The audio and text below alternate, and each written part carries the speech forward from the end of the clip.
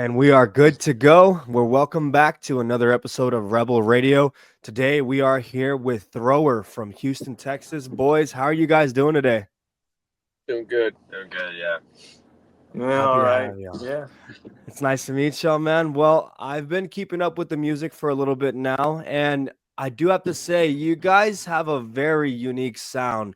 It reminds me a lot of some of the 90s rock music growing up, but you do also throw on kind of a modern twist to it. So I do kind of want to start from the beginning. So, how did Thrower begin? Whose idea was this?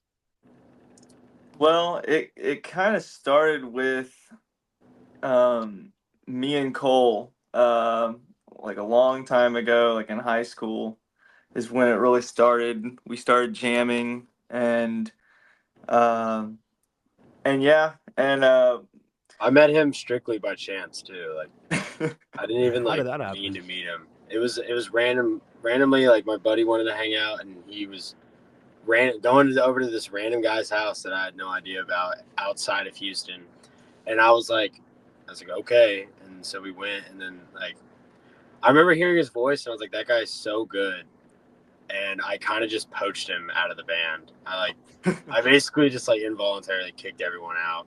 That was already there. And I was like, let's do this. Damn. So, you had a band before this?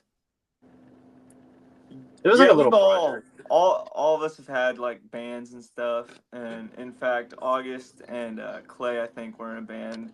Uh, who plays a bass player, but yeah, we got together and then we split off to go to college, and then we kind of got the band back together. And Cole's good friends with August, and he kind of helped find the rest of the band, and it's kind of the short story, but yeah.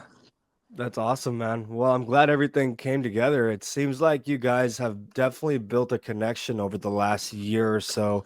I looked into a lot of the content, and the most recent album that you guys put out was really what stood out to me. But what artists would you say that you take inspiration from? Um, That's all you up to know, Isaac. I'd say I mean, you kind of on the right track, inspired by a lot of 90s stuff, but also, I think we've all got a really unique taste and a wide range. So, so yeah. What's the band? Cole, August, I mean, like Cole. you Go asked ahead. a band, like for a band, right? Like Anybody that you Any take look band? at inspiration from. Isaac loves Chris Cornell, Yeah. obviously. Yeah. So that's a thing. I guess just We like like look we also to all more we of them. all love Alice in Chains and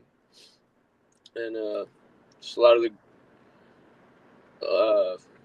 what else? I would say a lot of my inspiration came from, especially with songwriting, was Stone Temple Pilots. Oh, A fuck yeah. lot of the riffs that I've written come from inspiration from a lot of their songs. Mm. You Mine's can more hear it. Alice in Chains. Yeah. That's Yeah, a crazy Reach was fucking mix. Yeah, as a singer, definitely like Chris Cornell.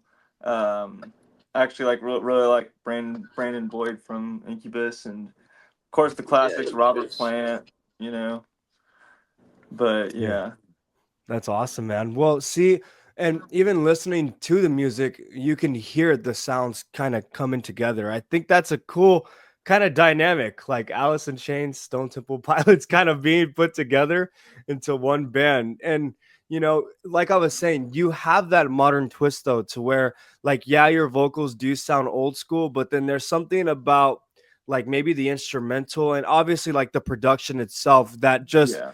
gives you that kind of new era of music. And I know you guys have only been together for a certain amount of time, but since you have been a band, what have been some of your favorite venues to play since becoming a band?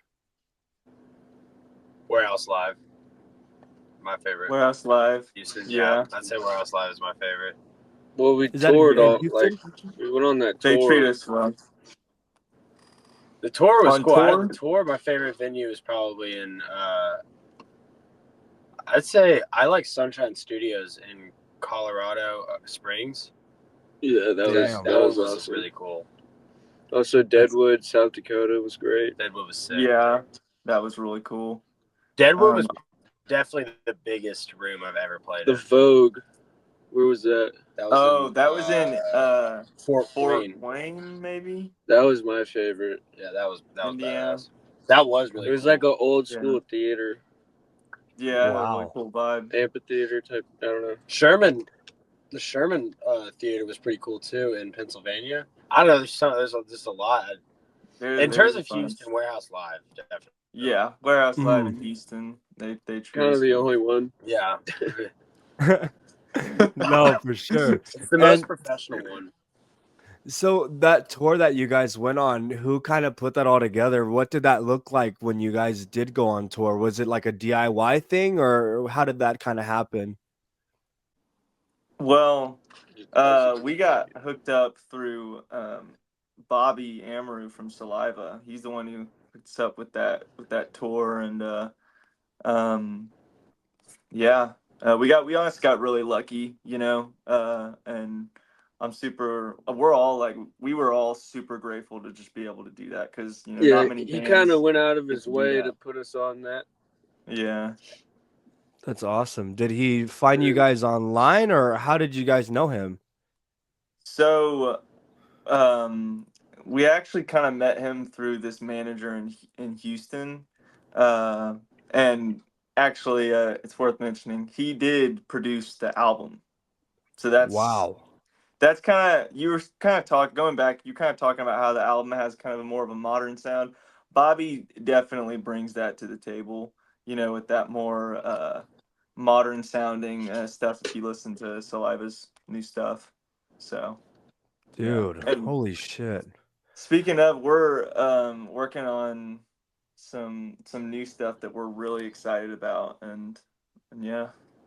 Dude, that's sick. See, because I'm friends with a band called Keenan Collapse, and they're down here in San Antonio, and so they're cool with Saliva. They've gone on tour with them a couple times, and then I think there's a band that Keenan Collapse work with. They're called Dark Remedy, and so they're working with one of the members of Saliva as well. So I mean, it's all kind of connected, and I know Keenan Collapse and a couple other ones. They're signed to some labels like I forget what it is, but I know Sound Talent was one of the ones that was helped push the tour. So that was one of the main things that's been kind of keeping them going throughout the year. And it's been dope, man. Like getting to see them go on tour with them. And I think they're going with Hinder next year. So it's like, it really is all about the people that you know in the industry, of course, right? But even with the album, kind of going back to that, I can kind of see a lot of those old school elements, and I can kind of get like a darker vibe when it comes to the writing style that came into the album. What is the story behind the Blink album?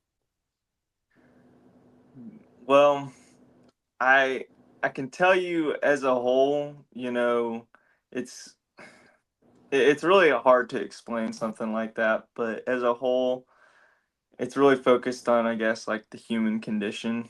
That's what I would kind of say. That's kind of the theme, and there's a few specific songs that carry a lot more weight than others. Like in terms of like really gut wrenching meaning. Mhm. But yeah, uh, What songs would you say were your like your personal favorites on the album that you wrote?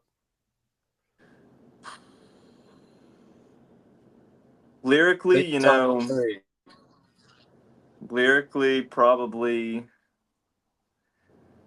I always go with Undertow. I really like that song, and I actually really like Overgrown as well, Mhm. and like lyric wise and just music wise, Awesome. and Reach probably is one of those. What about you? That's What do you think? Overgrown was my favorite from the jump, but I mean, yeah, Reach is just like a super in your face, just like explosion, which is just like usually with a song we start out with on our Yeah. in our show. Yeah. Definitely a I'd good say Dusted. good opener. Dusted's probably one of mine. Oh yeah, Dusted. I think Dusted's like extremely like powerful. It's not in your face at first, but then it gets right up in there. And then like Reach obviously is like really powerful as well. And Overgrown is just like melodic as hell. So yeah, that general sense of songs. I love all the songs though. Like Eye for an Eye is also really cool. I like that one a lot too. Yeah. You know, I I- kind of realized that we have like the beginning of the album is kind of like heavy, and then like it starts to kind of get lighter, and then like goes back into like Overgrown, and it just kind of like drops. I don't know how to explain it, but I thought it I was also No, like I that I get what you're saying. yeah. I like that we have what's it called? I'm blanking on the name. Like the one. No, the C standard one. And All I Know. All I Know, yeah. I don't know why I blanked on it, but All I Know I really like because I really think that shows off, or like every time I play it, like I almost feel proud. I felt really proud to play it in like other states because like it shows that we have like Southern roots. Mhm. Yeah, it's got more of this like a southern style to it. Yeah. And we can all relate to that because that's how we've all like grown up. Is in that Growing up, Southern dynamic. listening to Southern rock and stuff in Texas. Yeah. So I'd even No, say it's that's an awesome. influence. Yeah. I really like, I mean, obviously Reach is like the best opening song to, like, in my opinion, that was the best way you could have started the album. Like to start with that right out of the gate, and then you kind of get into some of the deeper stuff near the middle of the album, and then Overgrown ending it out. I mean, honestly, it's a perfect dynamic the way that you guys put it together. But what would you say is the difference in meaning just between the two songs? Because obviously they're two completely different songs, right? But like, what would you say is the difference between the two in the way that you wrote them, or just the dynamic of the music? The first and last song. Yeah. Mm-hmm. I actually don't know what Overgrown is about because Well- Isaac never really tells us what any of the songs are about. I know what Reach is about, but I don't know what Overgrown's about. So I'm gonna let Isaac handle that. What Overgrown is about? Well, Yeah. I mean, musically, I ask you what the songs are about, and you're always like, "Well, if you don't tell you one day," and I'm like, We'll start with Reach. Reach is a song about one of our closest friends who passed away, and it's I mean, it was mainly Cole came up with the riff, "Yeah, I had the riff," Yeah.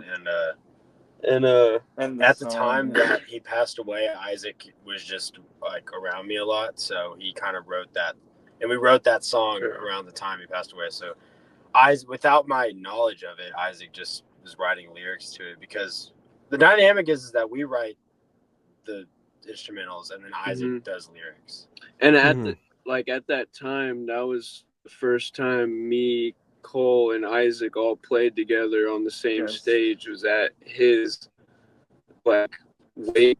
It was like a funeral. Like a funeral wake. His mom asked us, we were like his best friends, and she asked us all to play some songs for him and Wow. for everybody. So that was actually the first time we all played together, yeah, pretty much. And so that's kind of how, like, I feel like that's kind of why Reach is so, like, kind of like one of the better songs and like so powerful. Yeah, I agree. mm-hmm. Yeah, Wow. Thanks for sharing that. Honestly, I didn't know that. I mean, when I was listening to the song, obviously you can tell that it is deep rooted with the lyrics that you're writing. But I think, even with Isaac, like the way that you write, like you are very poetic, and, I mean, it's like, because see, I was also in a band at some point called the Reckless Degenerates, and the way that I would write is like very like straightforward and to the point and like in your face, but like Yeah. with your writing, it's so dynamic. And I just like, you really have to listen. You really have to look at the lyrics and process what you're saying to actually understand what you're going through. And I think your vocals and the way that you perform the songs really does feed off of the lyrics so perfectly, like it bounces off of it so well. So like Overgrown, what was that song about for you? Well, Never wants to it's say. Never wants. well, it's kind of about like a couple of different things, you know. But I'll say this. It was kind of rooted in a relationship that I had with somebody who um I cared about a lot, and they like I kept giving them chances, and you know, and um they got into some really, you know, bad stuff, and I tried to help them, and I, you know, tried to do something about it. And then it got to the point where it was really affecting me and hurting my life. And so that's kind of where the song comes from. But yeah, Wow. Dude, I don't, the reason I don't like saying stuff is because, like, I don't, sometimes, I Come feel on, like Isaac. it's This is what the important for the people want, listener to Isaac. have their own meaning. You know what I mean?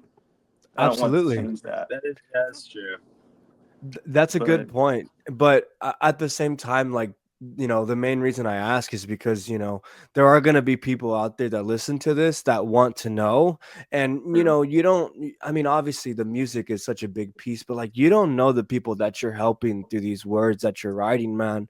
Like, you don't understand what these songs can mean to other people that are listening to these tracks. And so, you opening up and being personal and, being vulnerable about your writing, it can reflect on other people that have been listening to you guys for a really long time. I know you guys have a big fan base, and I can tell with the way that you write, like you take your time.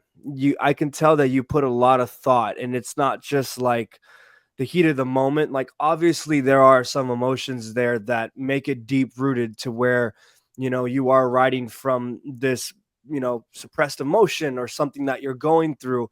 But this is all going to come back and help somebody one day. And I'm really that's, glad that you're yeah, sharing that, honestly. Like, thank you. that's really what it's all about. Yeah. I The way really you put it, like. I really like that, how you put that. I've noticed with Isaac's writing style, and actually just all of us in general, it's never been like said, but I really appreciate that. Like when we write songs that have really deep and sad meanings a lot of the time, but like they don't sound sad. And a Hmm. lot of like rock nowadays, and I think where rock is kind of going in the wrong direction with that, is that everyone assumes that rock has to just be sad, and everyone wants it to just sound sad. And to me, I want it to sound super upbeat, in your face, like rock and roll should be, I guess. But Hmm. like you can have these meanings and not really like be so literal with it. Yeah, they can have just different meanings, different ways you can think about it, and Yeah. it can be up to your own interpretation. Absolutely. And, I don't want to keep people in that sadness when they're listening to it. I want to like have them express emotions with a healthy like, I don't know, embrace. yeah, no, and it's a good outlet for people to be able to express themselves, and I think it definitely like comes into play in the live shows as well. Whenever you are playing these songs on stage, people are going to a show to have fun and enjoy themselves and hear good music, right? And obviously some of the songs are gonna be slow. Some of the songs you're gonna have in the middle where you kind of got to bring it back down before you pick it back up at the end. But it's great that you have that mentality of wanting to keep it upbeat, because then it's going to project in the way that you guys perform, in the way that you guys are on stage. And I think that as long as you keep that and you show the heart and the authenticity while you're up there, it's going to project with the audience, and it's going to resonate with the larger audience, larger than you guys could know. And, even with some of the music videos that you guys have made, you can kind of see that. Like you guys put in so much work and so much effort into the music and the videos and the marketing. Like I can see the effort that you guys are putting in. Like the one video that stood out to me specifically was Blink Dog. I one love that fucking song. Two, the video that you guys shot was so cinematic, Oh, yeah. so beautiful, man. Something about it just really gives me like an old school feel. But where did you guys shoot that video? Do you have any stories you can share about shooting the music video for Blink Dog? Mm-hmm. That's all August. Yeah, That's so August, I have yeah. a friend. I have a good friend of mine that I've known for years and years. We're best friends, or like very close. And her boyfriend's dad started this haunted house in Houston called Phobia. And I was telling her about how we're trying to film a music video, and she was like, "Bands, my boyfriend's my boyfriend owns Phobia. Bands do music videos there all the time. Y'all can just go up there, just let them know." And so I let them know, and we pulled up, and they pretty much just let us do whatever we want to the place, and let us film, let us go anywhere we wanted. We trashed that bus. Yeah, we spray painted and everything. We're running around all these little haunted houses with shit popping out at us like during the daytime, which is kind of interesting. And It was really we fun. just pretty much had all creative freedom to do whatever we wanted in there, and it turned out really great. So we're happy. We're happy about it. Mhm. Awesome, man.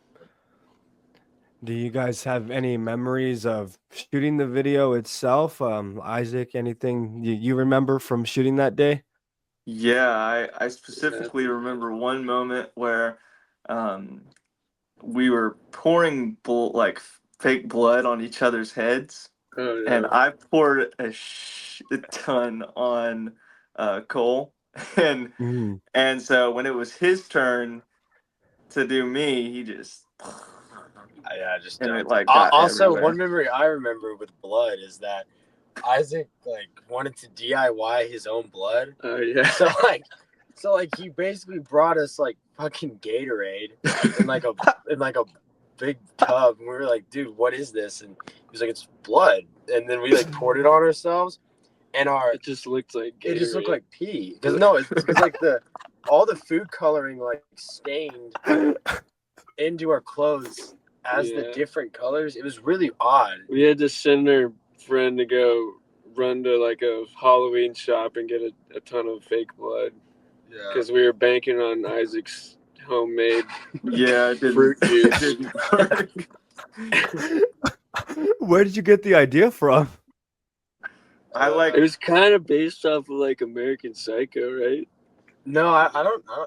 Like the whole music video yeah, thing. Kind of, yeah. Because we're about American Psycho. We're in the white jumpsuits, and Isaac was in the like a suit, like a.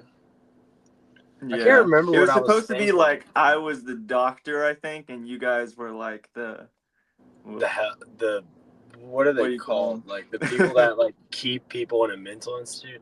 I don't know, Yeah. but like I think that was the initial idea, but then it was just kind of cool that we all had like white jumpsuits and he was in a suit. Yeah. So like it was more of just like a look aesthetic thing rather than like any meaning behind it. We just wanted to look like. Just wanted to look cool. Yeah. Honestly. 100%. That's what it's all about. Looking cool. Yeah. Just all the time. Yeah. But it till you turned out make it. awesome. We're really happy with it. Well, we really wanted to. I think where it relates to the song is like the pre-chorus or chorus is like bleed for me and I'll bleed for you. So that's where like the whole blood thing idea came from, like with the lyrics. So, yeah. Dude, it came out so well. I don't know who did that video for you guys, but oh my god, bro. He was cool. Yeah, you could tell, man. He put in the work on that shit. That was fucking awesome, bro. Yeah, I mean, even the other videos that you guys have made, like they look great, but that one specifically really did stand out just because of like the editing and the aesthetic of where you guys shot it. But you can still tell like you guys are still kind of keeping the same kind of vibe and energy. I mean, even with like Don't Fear the Reaper, like, that's such a great song. And I think that you made a great choice choosing that song specifically to shoot a video for. What was the process behind writing that song? So, well, Don't Fear the Reaper originally by Blue Oyster Cult. Like at least with the music video, it was shot in New Orleans. So that was kind of the whole because when we were kind of thinking about it, same guy who did Don't Fear the Reaper video did the Blink Dog Blink music, Dog. and yeah, so he kind of his name's Thomas Crane, by the way. He's phenomenal. But yeah, it was kind of we were trying to decide on a location, and I'm actually I go to LSU or used to go to LSU in Baton Rouge, Louisiana, and so it kind of made sense to go to New Orleans because it had the perfect vibe in terms of the buildings and everything. So yeah.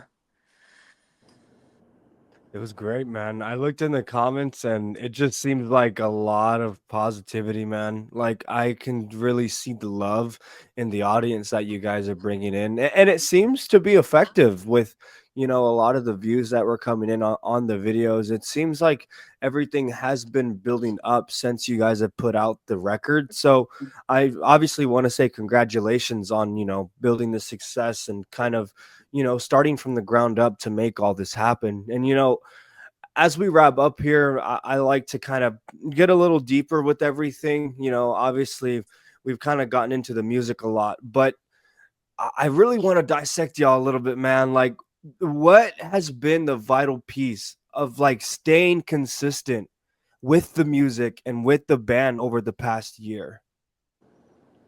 We're all like best friends pretty much. Yeah, we hang out all the time. We hang out outside of Yeah, playing, and like Like- we're hanging out right now to go. it's not just like a job. Like this is fun for us. We're all just best friends making music together and playing Yeah. music. It took us a while though to treat it like a job. Like Yeah. at first, like it was just like playtime a lot for us, and like now, like I treat it like a full-time job, and Yeah. I do something at least once or like every day to like try to better the band, in some way, or like whatever it may be. Yeah, just but being I think- consistent with all Yeah. that stuff. I would also say just like watching other bands too, like for me, being jealous of other bands is like a huge thing that like drives me. I hate it when like I see a band that's better, Competitiveness. and we have to be the best. Like I have to get up there and do that. That's awesome, man. Isaac, you got anything you want to add to that at all? I was just gonna say, like, I think we all have that like drive. I don't know how to explain it, but I know they know what I'm talking about. But like, it's like this just sheer drive and like want to to do this and It's I our guess, career like, make a choice. difference. Just Yeah, I don't know how to explain it, but we just have that that drive to really want to do this. So We have the same amount of drive that someone who wants to go into engineering has for that. Like we treat it the same. Like it's just our job. Like we want to do it, and like we're extremely passionate about it. And it's either that or, for me personally, it's either that or nothing. So Absolutely. And, I think with the band, you really have to be able to put your heart into it and to be proud of it most of the time. Because if not, then, if you don't believe your own shit, nobody else is going to believe it either. Right. And I think like that drive and that authenticity and the passion that you guys bring, it comes out on screen and it comes out in the music that you guys have been writing as well. And I think you guys are destined for success. I mean, if you just keep working, man, at this point, all it's going to take is time. You just have to just repetition, pay your dues, keep doing these tours, keep doing these shows, keep building connections, keep getting to know people in the music industry. And it definitely seemed like you guys are on the way. But as we go into the next year, what are you looking forward to? What do you see for the band moving forward? New music. New music's way better than the older music. New music, new tours, more shows. Yeah, just more of everything. More everything.